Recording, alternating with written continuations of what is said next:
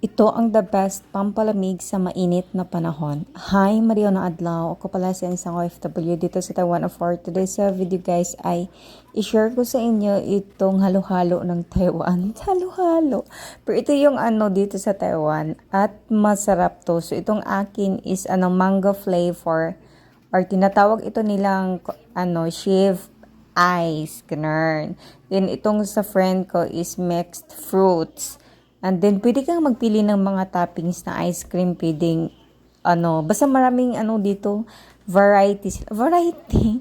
Basta ito na yung order na ko. Kasi favorite ko yung mango. Di ba? Hindi halata. Pwede naman yung ice cream is strawberry. Pero itong sa akin is pure mango lang talaga yan lahat, guys. At, kung i-rate ko siya, it's 10 over 10. Or pwedeng 100 over 10. Dahil masarap talaga siya, guys. As in.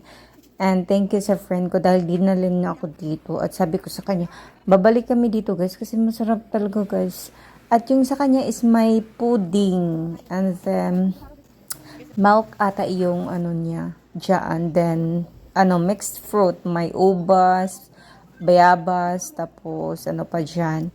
Melon. Basta marami din yung sa kanya at masarap din. Pero syempre, pinakamasarap tong sa akin kasi nga 5 ko. Yan lang kain